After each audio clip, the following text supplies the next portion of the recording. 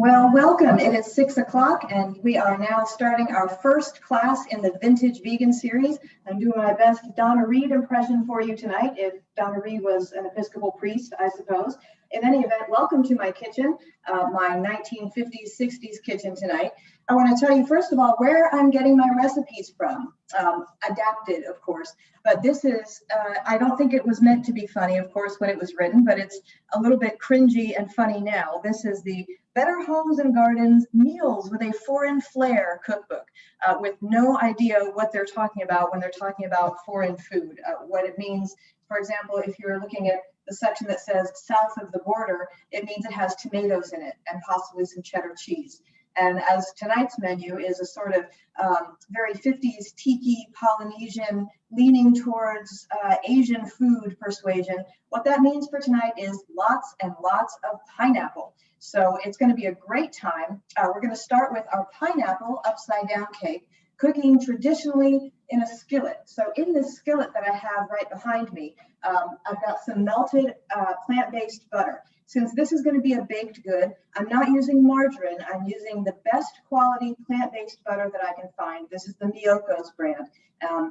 And it really is virtually indistinguishable from actual butter. It's wonderful to bake with. The flavor is fantastic. It tastes absolutely great. I'm still letting people in off and on the Zoom meeting that is also part of this. So please forgive me if I go a little bit back and forth. So in the skillet, as I said, I've got 3 tablespoons of melted butter right in the bottom, and it's a 10-inch skillet.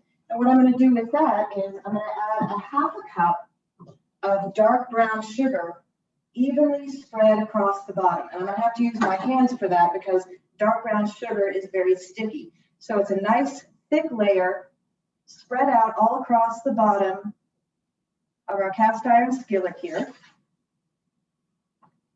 And this is going to turn into a really delicious goopy topping for the cake once we flip it out. So all of our brown sugar is spread out nicely right there on the bottom. And then what we're going to do is we're going to take our sliced pineapple. For tonight's recipes, you certainly need a can opener. Canned food was big business back in the 40s, 50s, and 60s, and it's something that never really left us. So get your can openers out, or this had a handy tab can top on it. But the pineapple rings go right on top of the brown sugar and the plant-based butter that's melted in this skillet, just evenly spaced out so that it makes a nice, pretty little design, okay? And then with the ones that are left, you're gonna split them in half and put them right along the sides of that skillet too. So it's gonna be completely surrounded by pineapple by the time we're done. So pineapple halves right around that outside. Okay.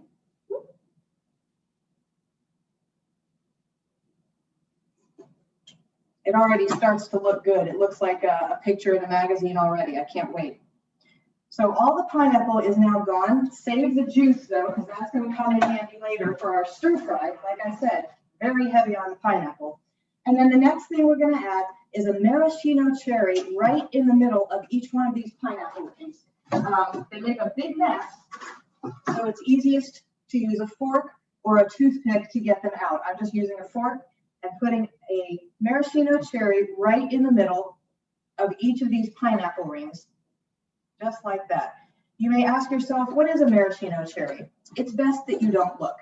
There are some very high-end, high-quality, gourmet, organic, whatever maraschino cherries. These are not those cherries.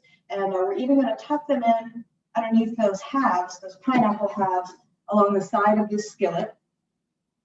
We are trying to add just about as much sugar as it's possible to add to something that is sweet already. So we're just tucking those in. I wish I could show you, but that would involve turning the skillet upside down, and then we would lose all of our beautiful good work here. So get it all in there. And then now we have the top. It's going to be the top. It looks like the bottom now, but it's going to be the top of our pineapple upside down cake. So the part that's missing, of course, is the actual cake. So I'm going to set the skills back over here, and this is where a lot of the plant-based is going to come in. So I found out when I was researching for this class that a lot of things are accidentally vegan, including Duncan Hines cake mix, including Bisquick, including several kinds of those refrigerated biscuits and crescent rolls and things like that. It's really been kind of interesting. If I was baking a cake for myself, likely what I would do is sift the flour, get the baking soda, the baking powder, all of that. But since we are sticking to our packaged food fad that was all the rage and still to some degree is, although we've kind of moved back into organic, handmade, etc. But this is the way to go. So if you want to do authentic, get you some Duncan Hines yellow cake mix and go to town. So we're going to put our cake mix right into this bowl here. Okay, I can get the cake mix open. That's what knives are for. So the cake mix goes in here. And the recipe, if you make it according to the box, calls for a cup of water and then half a cup of oil and then 3 eggs. So since it's pineapple upside down cake, here is a cup of pineapple juice that was reserved from those rings that we just used. And that's all going to go in there instead of the cup of water. We are going to absolutely saturate this cake with as much pineapple flavor as we possibly can. So yellow cake mix, 1 cup of pineapple juice. We're going to add our half a cup of oil. Oh, it's a third a cup. It's a good thing I looked. And I hope I have a third of a cup in here. I've totally blown my cover. Donna Reed would never make these mistakes, would she? So a third of a cup of neutral flavor vegetable oil. And this is just plain old Wesson canola oil. But anything without strong flavor. Don't use olive oil, but something like just mixed vegetable oil, canola oil like this, all of that would be fine. So there's our pineapple juice, there's our oil. Now here's the thing, plant-based cooking, what am I going to do for eggs? There are a couple of different options that people will recommend. You can use applesauce because it adds the moisture. You can use bananas for the same reason, but neither one of those things give a whole lot of lift. So even if you have baking soda or baking powder in the cake mix, something, a leavening agent to help it fluff up, what really is going to help do that is something that has a more of a reaction or something that when you beat it up tends to hold its volume.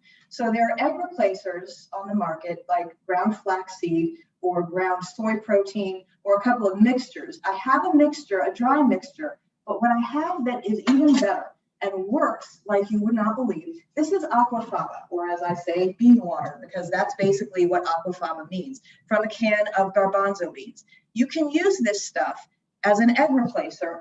3 tablespoons equal 1 large egg.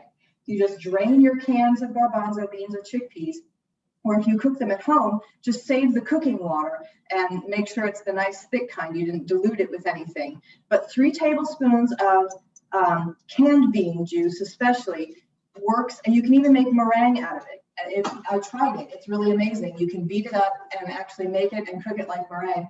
My special guest star tonight is Tilly, the wonder dog. Tilly, sit. What a good girl. See, she's just like a good 50s sitcom dog. Speak. Speak. Good girl. Okay. Sorry for that interlude, but she's here and I have to pay attention to her. So here we have our aquafaba or bean water, and I need 3 eggs worth. So 1, 2, 3 tablespoons is 1 egg, and then 1, 2, 3 tablespoons is 2 eggs, and 1, 2, 3 tablespoons is 3 eggs. So there we have our egg replacement. I eat a lot of chickpeas anyway, so it costs virtually nothing to have that stuff on hand, and that is the egg replacer in our cake mix, and that's all that's in here. It's the cake mix, it's the cup of pineapple juice, and it's those 9 tablespoons or 3 eggs worth of aquafaba from a can of chickpeas, and I still have some left. So it's really, really versatile, and you can use it in almost any baking situation. It does not impart any kind of odor or taste to it. And what it does do is when you beat this up, that the liquid from the beans is so thick, then it holds its volume the same way that beaten eggs would do.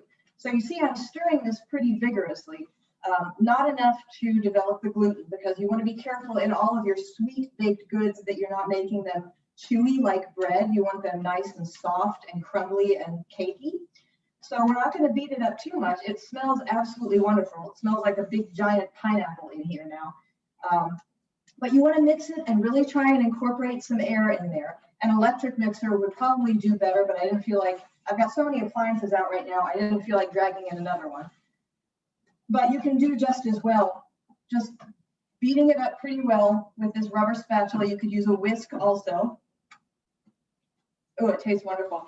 I have not made cake from cake mix in years, and I hate to say this, but I forgot how much I liked it because it's so strongly flavored and it's all artificial. It's probably not very good for you, but once in a while, it is not going to be that big a deal, especially if you're making it a little healthier by adding, by using this aquafaba egg instead of real eggs. There's no fat in it whatsoever, and so that does help you on your way a little bit.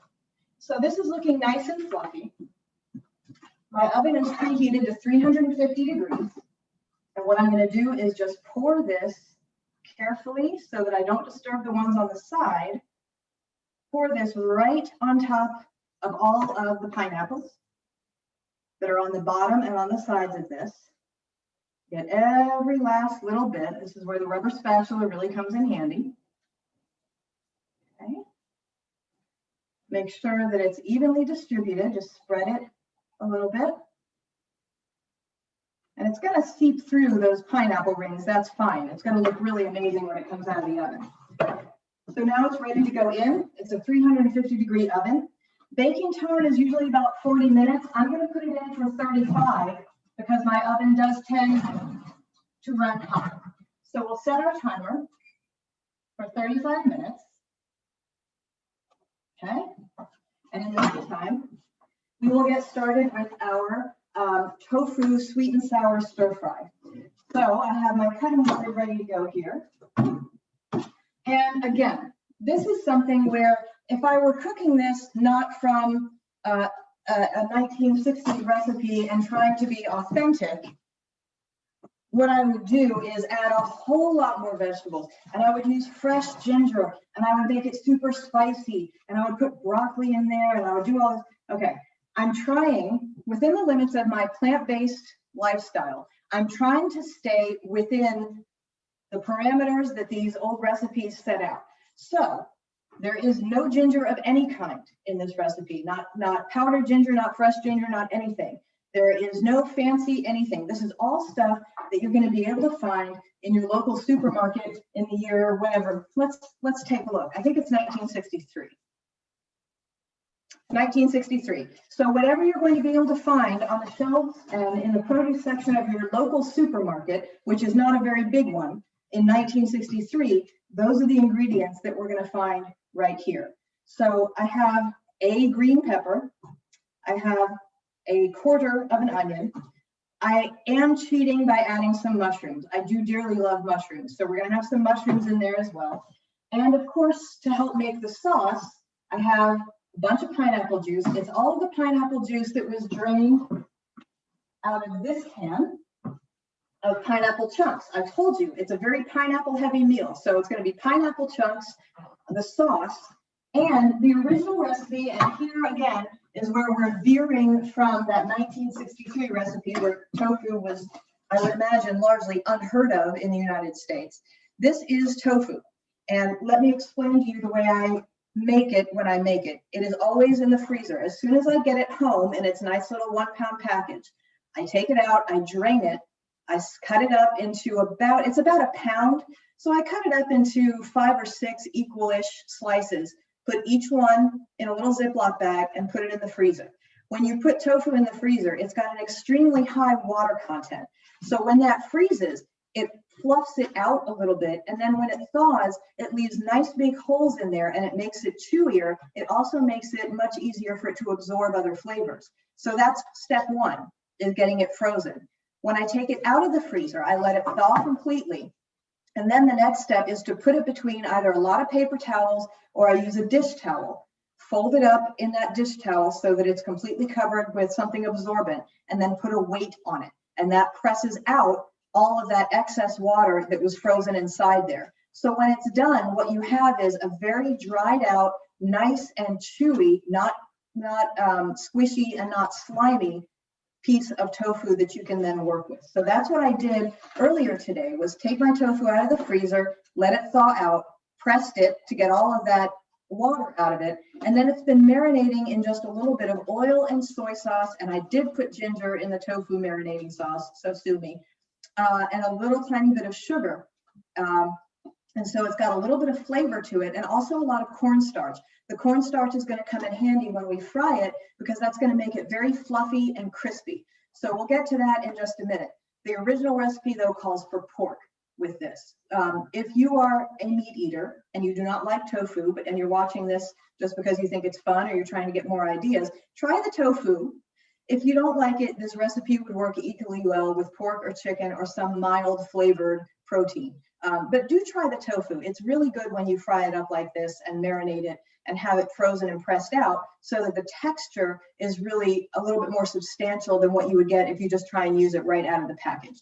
So I'm going to set this back over here. We're going to need that later. And I am going to go ahead and start heating up my pan about a little over medium high. And once it gets hot, I'll add the oil and we'll fry up that tofu. In the meantime, I have my green pepper. And just in case some of you who might have seen me do this cooking technique before, I always like to share how I cook up or cut up my bell peppers, because it's always fun to do that. Cut off the tops and bottoms, and we're going to cut thin strips. And you can use that very top. You can get a few strips out of the top of your green pepper. And you'll also notice that instead of a garbage can, I have this bag that looks kind of gross. What's in it are vegetable leavings from every time that I slice up vegetables. I put them in a bag, and then I put the bag in the freezer. And then when I have too many bags of leftover cut up vegetable leavings in the freezer, I put them in a big pot and I cover them with water, and I simmer them until all of the goodness is simmered out, strain it, and then I have homemade vegetable stock. And again, it's stuff that I would throw away ordinarily, but really makes a nice flavor when you're using it for something like vegetable stock. Tilly, I'm so glad that you're helping me. This is wonderful. I love having your company in the kitchen. I'm sure that other people are enjoying having you here too. So what I just did after cutting off the top and bottom was to cut down the side and then just cut the ribs and that inner part right here out. So I have a nice flat piece of green pepper to work with. I'm not going to save the part with all the seeds because those taste bitter. So that part I can't use, but whatever I can use, I do. So once we have this nice flat piece of green pepper, it's just a matter of slicing right through it to get all of these nice, even, flat strips of green pepper that are going to go into our stir fry, our sweet and sour tofu. So there's that. Let me cut off the bottom part as well. Okay. And all of these will go in with the forbidden mushrooms that were not in the original recipe. Please do not tell, well, it's not Betty Crocker and it's not Duncan Hines. Please don't tell Mr. and Mrs. Better Home and Gardens that I've done this. And here's our onion. Again, I'm going to trim the top, put the leavings in this bag. A little onion goes a long way.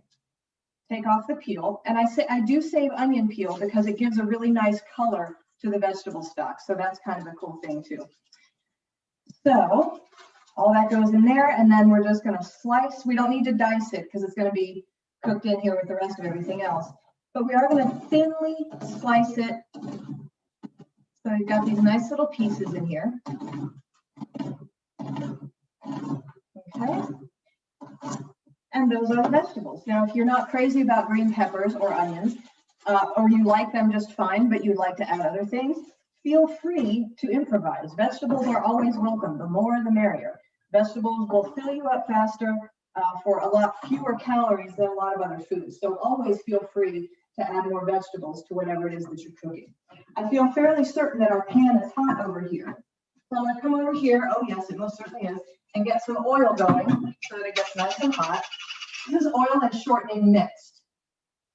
And I tend to strain it and save it after I've used it a couple of times because you can do that, especially if you're cooking non-meat products. This is oil that I made pakoras, little deep fried chickpea flour fritters in a week or so ago, but it's still perfectly fine and I don't have to worry about meat contamination because there wasn't any in there. So that's kind of a time saver as well. So we have our oil heating up here.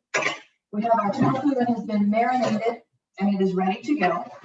We have a rack right here under which I am going to put some paper towels so I don't get my counter all greasy. Okay. And again, this is on about medium high, right in between medium and high, because this is the other thing. Tofu, you don't have to cook it all the way through because, again, it's not a meat product. There's no danger in eating it if it's undercooked, so to speak. It's a texture thing. So if you like it crispier, cook it for longer. If you like it a little bit chewier, you just kind of sear it on both sides so it gets crispy on the outside. So the way I test my oil is very, very high tech. It's ready. I should get a deep fat fryer thermometer, but until then, the water method works just fine. The other thing that you can do if you have deep oil that you want to make sure is you get a wooden spoon and you put the handle of the wooden spoon into the oil. If the bubbles crowd around it, that means it's hot enough. If the bubbles start racing away from it, that means it's a little too hot. There's your helpful tip for the day. So I'm just placing this tofu right into this hot oil and letting them get good and cooked on the bottom. If you wait until they're cooked through on that bottom side, they won't stick to the pan as much. If you try and pull them up before they're cooked on the bottom, they'll stick really badly to the pan and then you'll lose a layer of your tofu, which you do not want to do. So I'm setting them all in here. And as I said, one of the reasons that I love using a cornstarch in here is because it does make it fluff up on the outside when you deep fry it. On the cooling rack, I don't have any absorbent anything, and I just recently figured this out. If you put deep fried or even pan fried items on a layer of paper towels to cool off, they'll get very soggy because that will hold all of that heat and moisture and they'll steam rather than staying crispy. So this cooling rack is just absolutely bare. The paper towels are underneath it, and that will help soak up any excess oil if they drip down after they've been cooked. So I can tell by running my tongs just underneath here, they're not ready to come up yet. So I'm just going to keep kind of checking all these. I know the ones on the bottom won't be. Now we're getting there. But again, you don't want to lose that really good crispy top layer on that tofu. So be patient. Be patient, she says, trying to fry the tofu off the bottom of the pan. Do your best to be patient. In the meantime, while that's doing that, I'm going to bring over the vegetables and our pineapple right here because we're going to fix the sauce that goes on this in just a minute. So let's try again. There we go. Oh, look at that.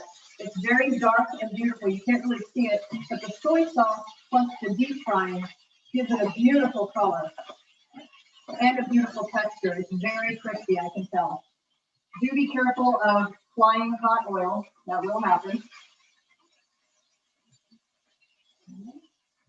As long as you keep your face out of it, should be fine. I think. Alrighty, that one's ready. So as soon as these are done, I'm going to grab one and show you just how good they look, because they really do look fantastic. And what's neat is I can smell the pineapple from the oven kind of coming up through this. Oh, it's wonderful. This is going to be a good meal, guys. I'm very excited. Okay. So we're not going to cook it much beyond that. Once we've turned it over, we're going to let it be. But I'm going to come over and show you what one of these delightful, crispy tofus looks like. And then I'm going to drop it on my computer because that seems like a good idea. Okay, so nice and crispy, crunchy. And to make sure they stay crunchy, they go right on the cooking or on the cooling rack without anything to absorb and keep that moisture and that heat. So when they sit out in the air like this, they'll crisp up even a little bit more. And that's what we want. We want nice and crispy. So I'm going to let this pan cool down just a little bit and then drain some of that oil out, because we won't need all of it for the vegetables and the sauce. So I'm going to get these last little bits of tofu out. Almost there. Come here, little buddy. Come here.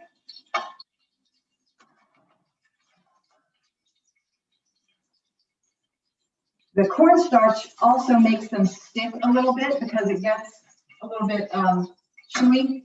So just do your best to flick it off of your tongs so that your tongs don't get all held up. So we're going to let that cool down, and in the meantime, we're going to fix our sauce because the rest of this meal comes together very, very quickly. In fact, I'm going to get the rice that is kind of the foundation of this meal heated up in our microwave. And actually, while that's cooling off, let me talk to you about this rice.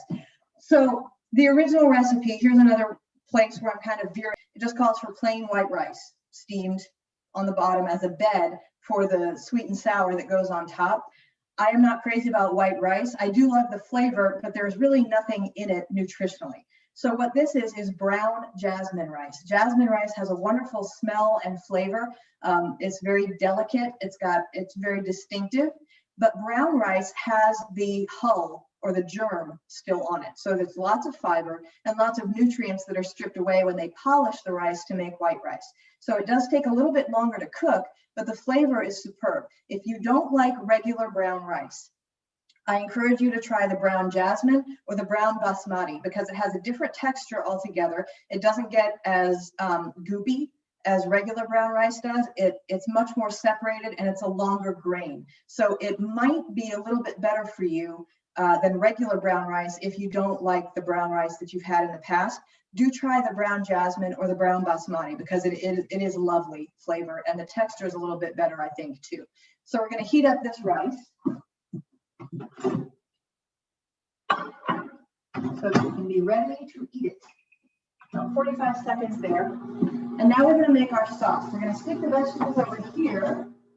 So this is however much leftover pineapple juice was in that can of pineapple chunks. And then there was a little bit left over from our pineapple rings as well. So that's all in here. The cookbook does not give you a measurement. It doesn't say a cup's worth of drained juice. It just says drain the can and save the juice. So that's what we did. What goes in there after that is a 1/4 cup of brown sugar and also a 1/4 cup of vinegar. The recipe does not say what kind of vinegar. I would be willing to bet that when this was written, rice vinegar was probably not easy to find. I was telling people yesterday, I was doing a cornstarch sauce for one of my lightning videos on the Plant-Based Priest page. And my mother used to make a sweet and sour sauce, very much like this one, not with the pineapple, but with lots of soy sauce and lots of vinegar. And she used apple cider vinegar, which I do like the flavor of, but I think the rest of these flavors are so strong that I didn't want to interfere with a very strongly flavored vinegar. So I'm using rice wine vinegar instead. Regular white vinegar would probably work as well. So there's all the pineapple juice. There's a 1/4 cup of sugar, brown sugar. There's a 1/4 cup of vinegar. I'm going to add 2 tablespoons of cornstarch because that's what's going to make the sauce nice and thick. Okay. I'm going to add 3 tablespoons of soy sauce because that's going to give it a really nice deep flavor.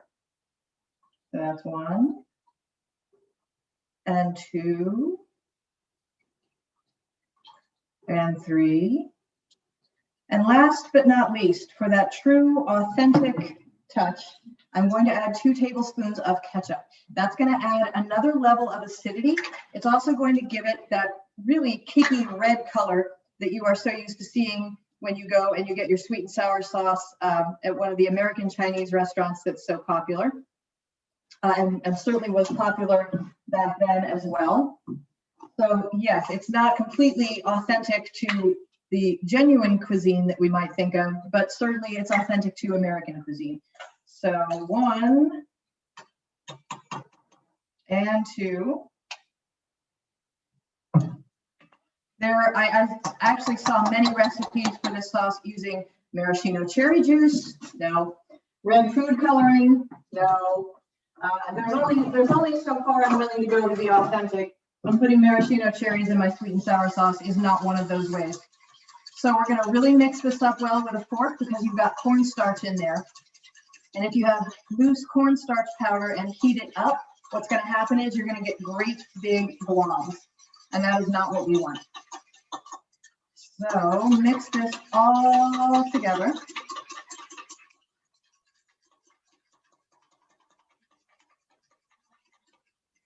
So there are no more lumps of cornstarch in here, I hope. I'm not seeing it. Oh, there's one.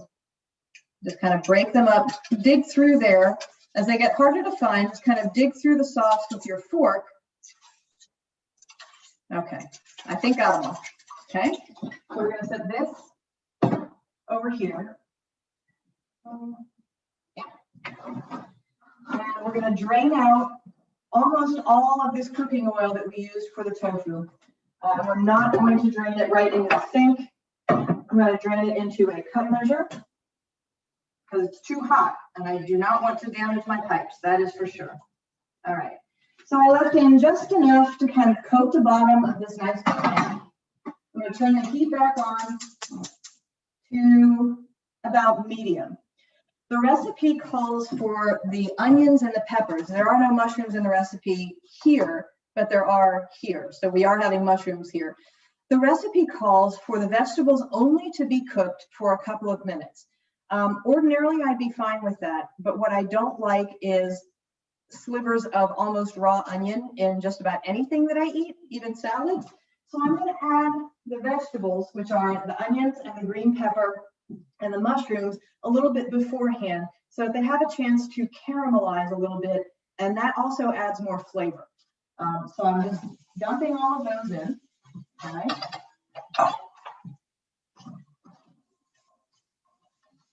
And I'm going to let those cook. I am not going to add salt.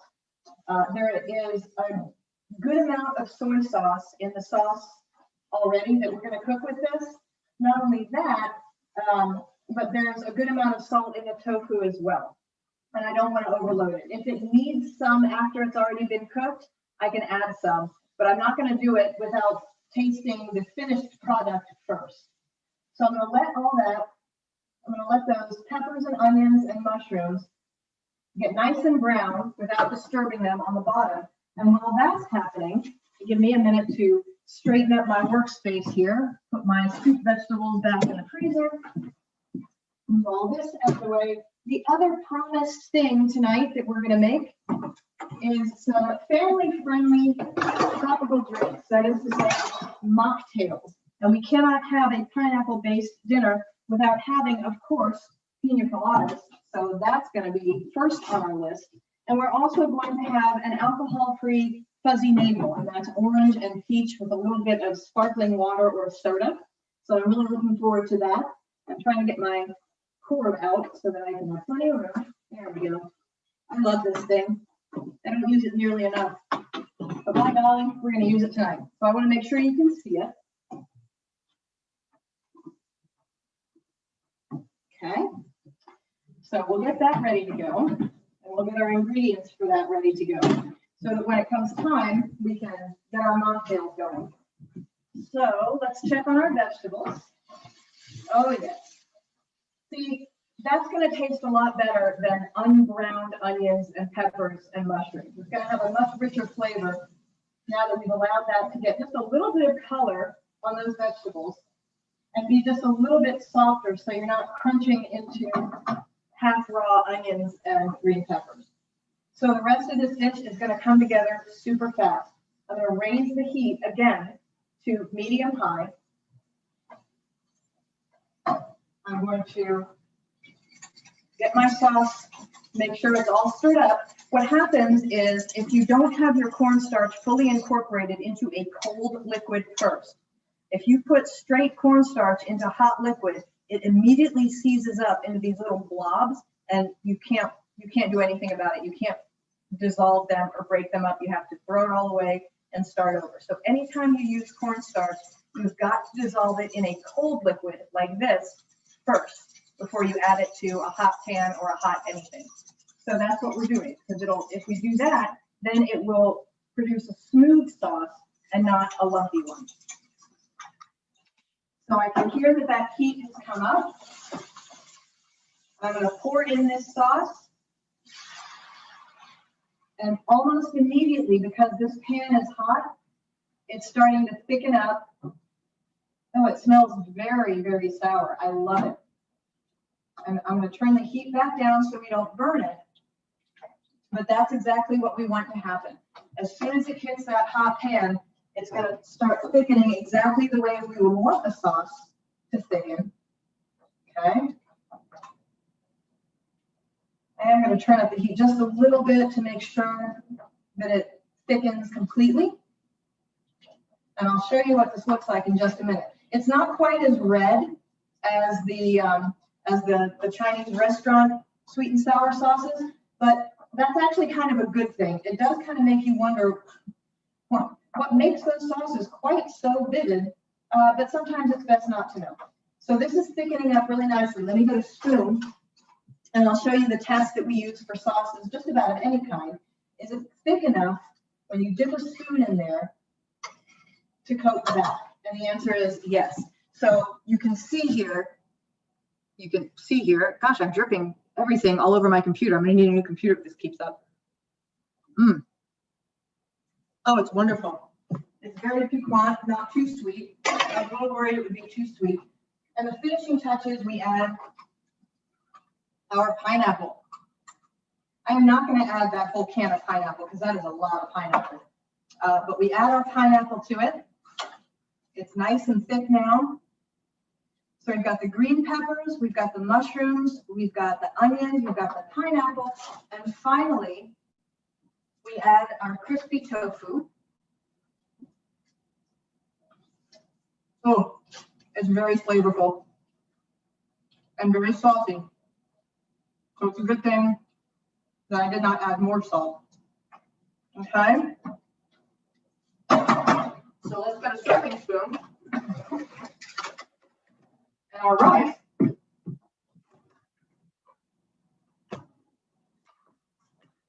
So this is our brown jasmine rice with our sweet and sour tofu pineapple stir fry on top.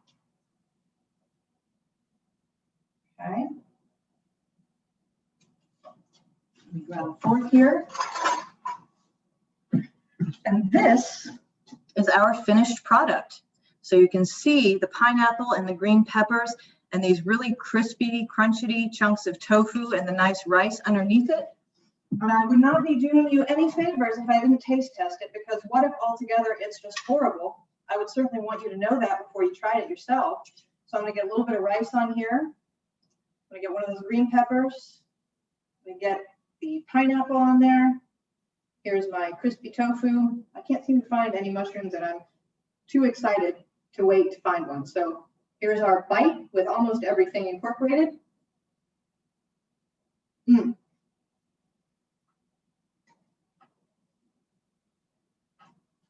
tofu, because it's rough and crispy, soaks up that sauce so that it's almost caramelized. It's almost like salty, savory candy on there.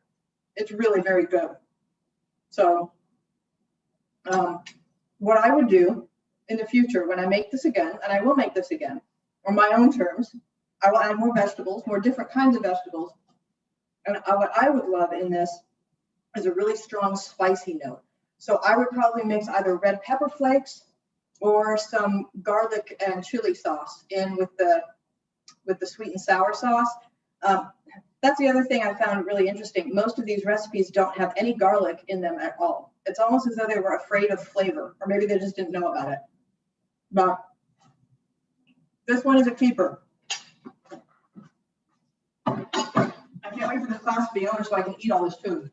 Okay, so 8 minutes left on our cake. We have just enough time to make our family-friendly not cocktails. So Pina Colada. First thing we're going to need is the old standby, Coco Lopez. This is cream of coconut. It is not coconut milk.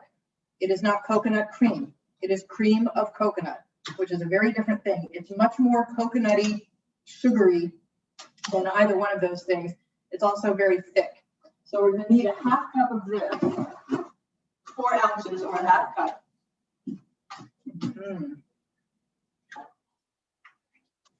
And you have to kind of stir it up because it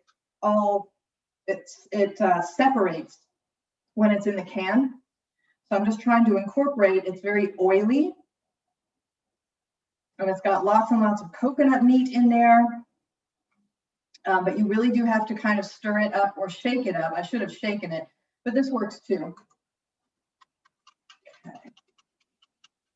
So just getting all of that stirred up and incorporated together. Okay. It is super sweet, by the way. Woo. So half a cup of that right in the blender. And then a half a cup of pineapple juice.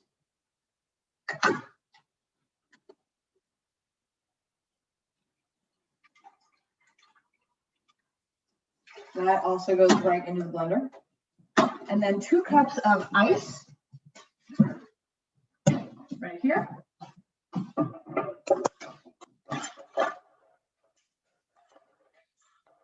Okay. All right, everybody plug your ears. This one's going to be a loud one.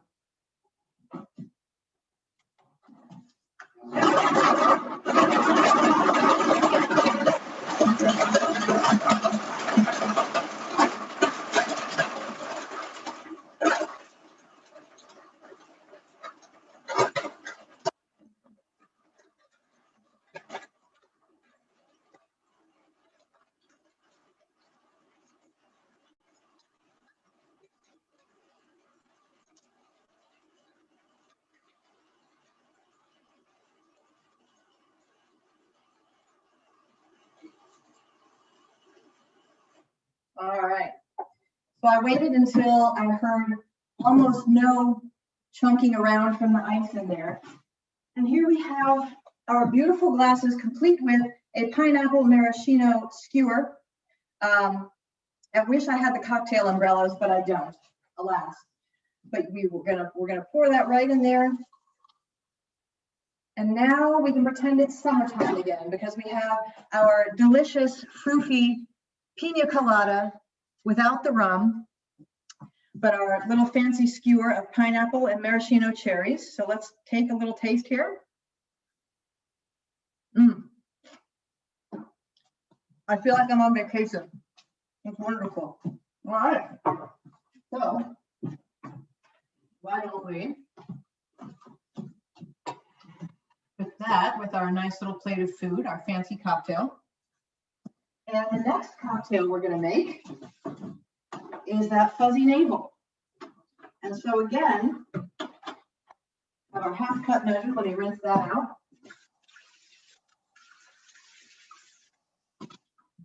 Okay. And for that, what we'll need is orange juice and peach nectar and a little bit of club soda. I didn't want to take these out of the fridge too soon because I didn't want them to get warm. So no ice in this one. So we can take our fancy glass with our fancy skewer. You know what? I'm going to shake this up first. So this is peach nectar right here. If you've never had it, it's absolutely delightful. Just straight up or cut with a little bit of club soda. Wonderful. So, peach nectar. And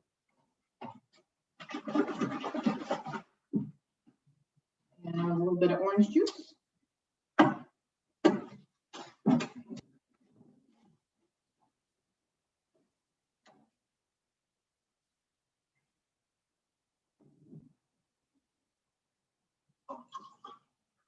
And that just gets topped off with a little bit of club soda or seltzer or sparkling water. Let's see if I can open this club soda without destroying everything. You have to listen. You think it's done bubbling up, but it's not. So don't take the top off. Listen and look, and then you're good to go. So just top off the rest with that sparkling water or seltzer or club soda. And give it a little stir, just like that. And here is your non-alcoholic fuzzy navel, orange and peach and a little bit of club soda with our fancy garnish once more. Let's have a taste. Again, I feel like I'm on vacation. Very refreshing, very delicious. Let's take a look at our cake and see how we're doing on that. As soon as I can find my... You know, I work so hard, and then I forget where my dang pot holders are. All right. Oh my. Yes. Not quite ready. It's still a little soft in the middle, but I'll tell you that the rise on that cake has come all the way to the top of the skillet, which means that that aquafaba or bean water did exactly what it was supposed to do.